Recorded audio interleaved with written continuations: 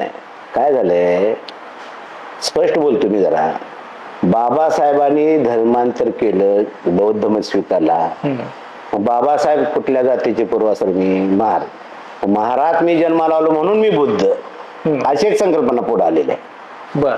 मी महाराज जन्मलो की मी बुद्ध. मी मिरजेमध्ये धम्म परिषद होती. एक नेता उठला, म्हटला आम्हाला कोणी धम्म सांगायचं नाही, आम्ही जन्मानच बुद्ध आहे. बर. हे चुकीचं आहे ना.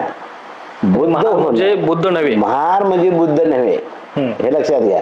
मांग म्हणून मी मांगाच आहे म्हणून मी काय बुद्ध नव्हे. बुद्ध म्हणजे त्रिसरण, पंचशील, अष्टांग, समता, स्वातंत्र्य, बंधुत्व, न्याय, तृष्णेमध्ये दुःख, अत्यदेव, हे विचार आहेत बुद्धाचे. धर्म आहे, त्याच्यात प्रवेश करावा तो धर्म आहे, विचार आहे. त्या विचारानं वागणारा धर्मांतर कोरागर नव्हतो बुद्धच. धर्मांतर केल्यानंतर तो बुद्ध होतो असं नव्हे. विचार त्या विचार पाळणारा, तंतोतंत पाळणारा बुद्ध. आम्ही इकडे बुद्ध म्हणायचं, सौंदर्याला जायचं.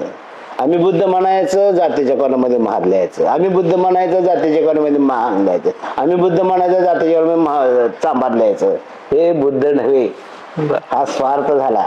बाबासाहेबांना हा विरोध आहे, विरोध एक प्रकारचा माझा. तसं जर करत असेल तर बाबासाहेबांच्या विचाराच्या विरोधात आम्ही काम करतोय असं माझं स्पष्ट मत आहे. या बाबासाहेबांनी ज्या जातीमुळे त्रास झाला ती जात नाकारली 56ला. धर्म तर नाकारला 1932लाच.